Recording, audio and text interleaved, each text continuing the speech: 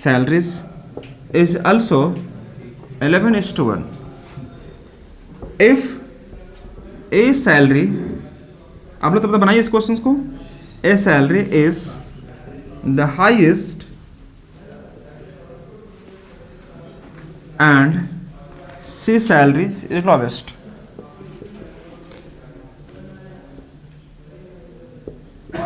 Is lowest. Then find B salary. B की salary याद करें. if the total salary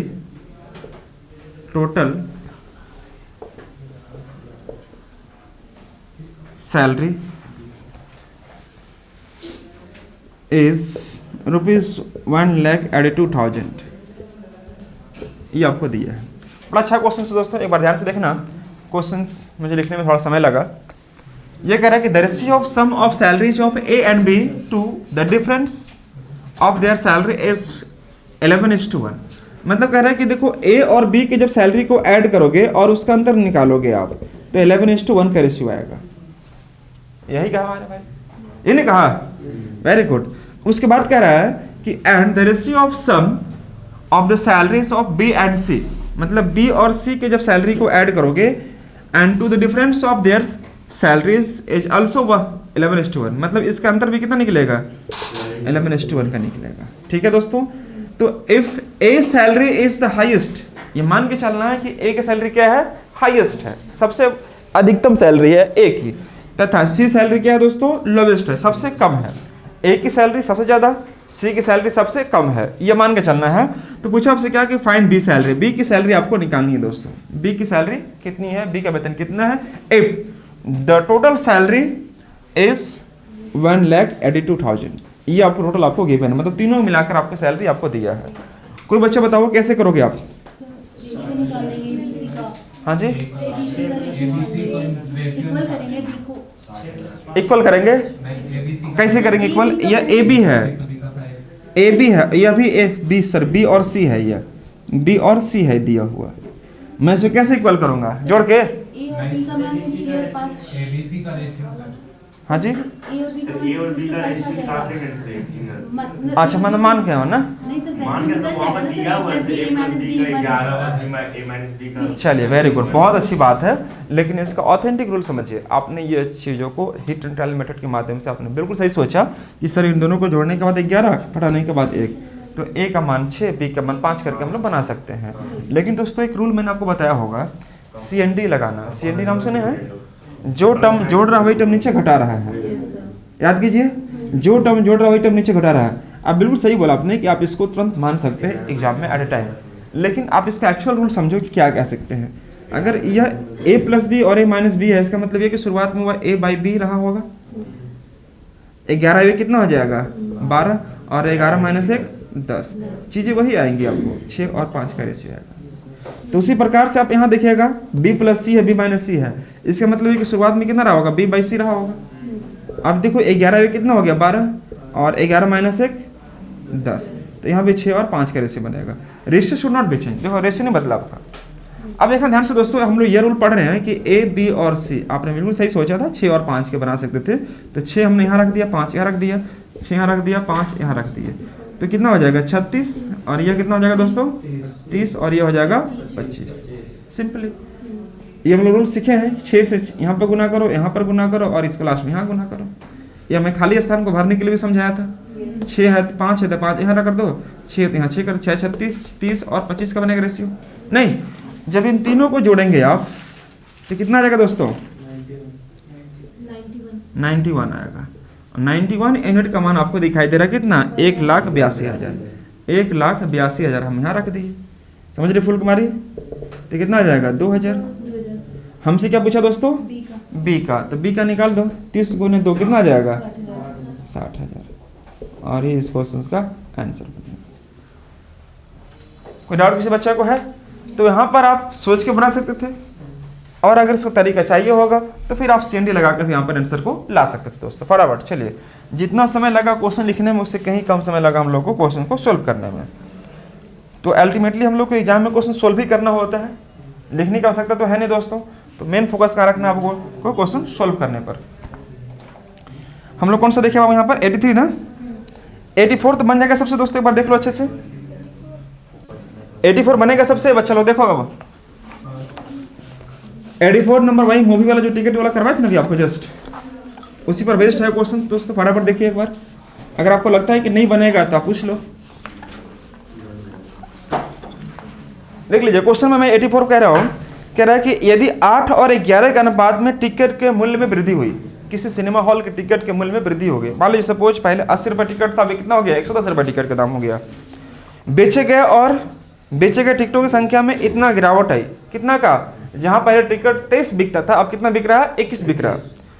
तो राजस्व में वृद्धि क्या है, वृद्धि मतलब आपको कितना इंक्रीजमेंट हुआ ये आपको निकालना है। अगर टिकट के मूल्य में वृद्धि से पहले इसका इतना राजस्व था, तो आप क्या करते हैं दोस्तों, ध्यान से देखो। ऐसे प्रश्नों को लिखने के लिए आपको, ये सोल्व करने के लिए आपको इतना समय लगाने की आवश्यकता नहीं है, बस सिंपली आप क्या करना है ध्यान से एक बार देख लो। एग्जाम में क्वेश्चन आएगा तो छोड़ना नहीं है बिल्कुल दोस्तों। देखिए आप क्या करते हो बाबू, यहाँ पर रख दो आप टिकट के मूल्य में वृद्धि, मतलब पहले टिकट का दाम कितना था 8 रुपया, अब कितना हो गया 11 रुपया। यह बिफोर मैंने कर दिया, बिफोर, और यह हो गया आपका 9, मतलब अभी का। ये टिकट का मूल्य हो गया, प्राइस ऑफ द टिकट रुपया में। अब इनका नंबर्स, कितना नंबर्स ऑफ टिकट बिक रहा है, नंबर्स ऑफ टिकट को शो करेगा, नंबर ऑफ टिकट्स कितने बिक रहे हैं। तो पहले का अनुपात कितना 23 था और यह कितना आपका 21 हो गया। सिंपली यह कह रहा है क्वेश्चन में क्या, कि 8 और 11 के अनुपात में टिकट के मूल्य में वृद्धि हुई। इसका मतलब यह हुआ कि 8 रुपया पहले एक टिकट का दाम रहा होगा, अब उस टिकट का दाम कितना हो गया 11 रुपया। तो जब हमें यह कहा गया कि बेचे गए टिकटों की संख्या में इतना गिरावट आई, कितना गिरावट आई, पहले 23 टिकट बिकते थे अब कितना बिक रहे हैं 21 टिकट बिक रहे हैं। तो इसका राजस्व में क्या प्रभाव पड़ेगा, अगर शुरुआत वाला राजस्व आपको दिया हुआ, राजस्व बोले तो रेवेन्यू। तो दोस्तों एक बात बताना कि 8 रुपया अगर एक टिकट का दाम है और 23 टिकट अगर बिक रहा होगा, है ना जी, तो कितना टिकट बिका होगा 184 टिकट बिका होगा। अगर अभी टिकट का मूल्य 11 रुपया है और बिका 21, तो कितना बिका 231 बिका। हमसे पूछा आपसे क्या कि राजस्व में कितनी की वृद्धि हुई, तो राजस्व पहले कितना का था 184 का, अब कितना का हो गया, अंतर निकाल लो आप अच्छे से दोस्तों। मुझे उम्मीद है आप मेरी बात को समझ पा रहे होंगे। अंतर निकाले हो, कितना अंतर आया 47, यह वृद्धि हुई। तो आपसे यह कह रहा है कि टिकट के मूल्य में वृद्धि से पहले इसका राजस्व कितना था 36,000 था ना, वो 36,800 था, 36,800। हिंदी में थोड़ा ठीक कर लेना आप ना, 36,800 था इसका। तो कितने बार में कटेगा 200 बार में कटेगा, 200 बार में कट जाएगा। तो हमसे यही तो पूछा है राजस्व में क्या वृद्धि होगी। राजस्व पहले कितना था आपका, इतना, वृद्धि इतना निकल गया। तो 47 × 200 कर दो मेरे दोस्तों, कितना आ जाएगा 9,400 इज द करेक्ट आंसर। फटाफट नोट कर लीजिएगा। तो ऐसे प्रश्नों को नोट में नहीं कर रहा हूं, आप समझ रहे हो, मैं कई बार क्वेश्चन करवा चुका हूं आपको।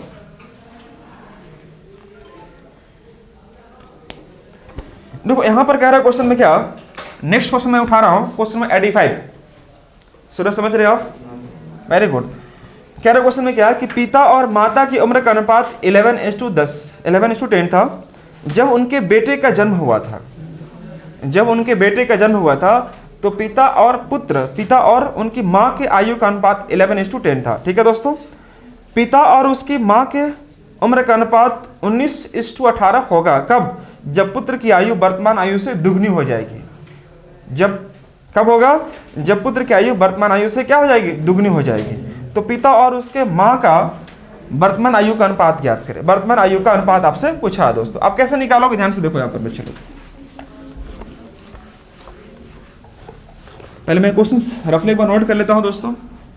क्वेश्चन में 85 एक बार ट्राई करेंगे बच्चे लोग, आप लोग 85 तब आप ट्राई कीजिए। तो मैं क्वेश्चन लिख रहा हूँ यहाँ पर, the ratio of ages of father and mother was 11:10.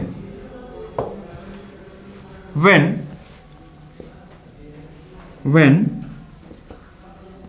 their son was born। मतलब ये रेशियो कब का है? जब उसके पुत्र का जन्म हुआ था। The ratio of father and the ratio of age of father and mother will be 19:18। इतना हो जाएगा कब? when the ratio of percentage of father and mother, क्या लिखा है इंग्लिश में? The ratio of age of father and mother will be इतना, कितना हो जाएगा? 19:18 when the ratio of present age of father and mother। अच्छा, व्हाट इज द, ये पूछा what is the ratio of present age of father and mother। अब English में थोड़ा सा वो क्वेश्चंस को छोड़ दिया है, आप नोट कर लेना। कह रहा है कि the ratio of age of father and mother will be 19:18। ये कब होगा? यहां पर थोड़ा सा ऐड कर देना, when sons present age या sons age will be double of his present। यही ना बोला बाबू आपको? present। ये कंडीशन थोड़ा नोट कर लेना अलग से। ये क्वेश्चंस में आपको थोड़ा सा लाइन आपको ऐड करना होगा, इंग्लिश में जो कि छोड़ दिया था क्वेश्चन में। The ratio of age of father and mother was 11:10।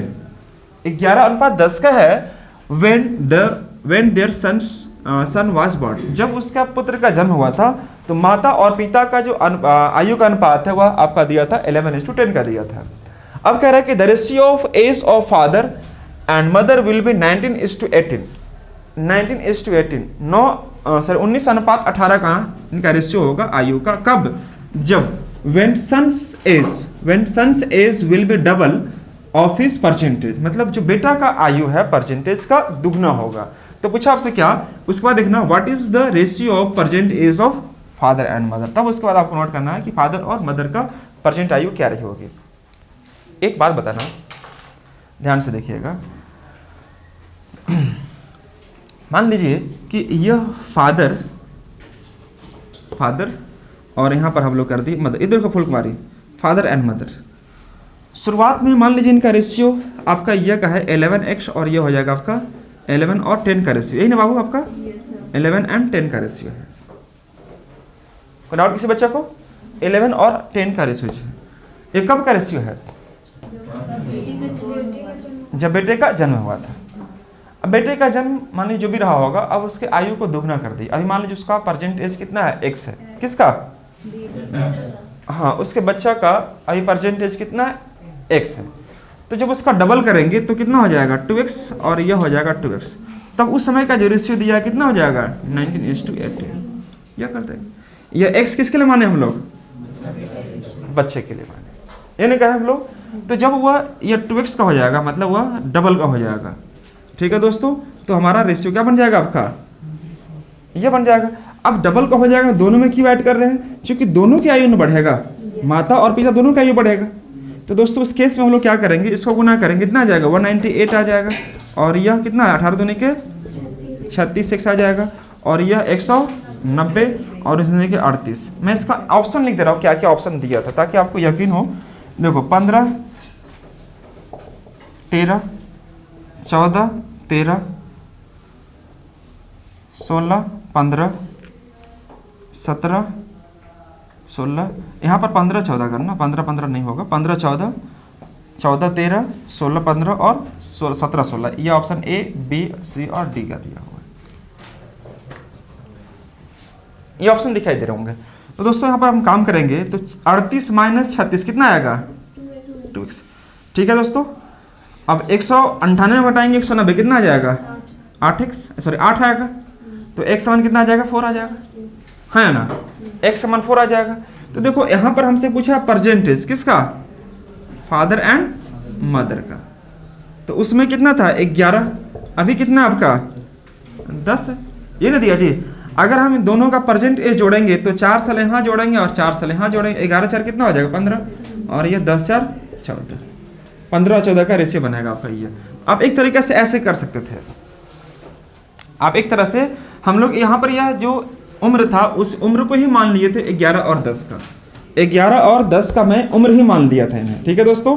तो 11 और 10 अगर हम उम्र मान लेते हैं तो 11 में अगर हम जोड़ते हैं कितना, सपोज यहाँ पर 11 और 10 रहे होंगे तो 2x मतलब क्या, उसका प्रेजेंट एज अगर बच्चा का x रहा होगा तो उसके बच्चे की आयु को डबल कर दीजिए, जैसे 5 वर्ष है तो 10 वर्ष कर देंगे, तो 5 दूनी की 10 हो जाएगा। मैंने कहने मतलब हुआ क्या कि अगर बच्चा का उम्र 3 साल अभी फिलहाल है तो 3 का डबल कितना हो जाएगा 6, तो 6 जोड़ेंगे तब जाके 19 18 होगा। तो हम x का मान निकाले, कितना निकल गया 4 साल, तो 4 साल निकाल लिए मतलब प्रेजेंट एज। तो प्रेजेंट एज आप देखना कि 4 का डबल करेंगे कितना आ जाएगा 8, तो 11 में 8 जोड़ेंगे और 4 का डबल करो 8, तो 10 और 8 18, तो 19 18 बन रहा है कि नहीं बन रहा, देखो ऑप्शन में आप चेक भी कर सकते हो कि 4 का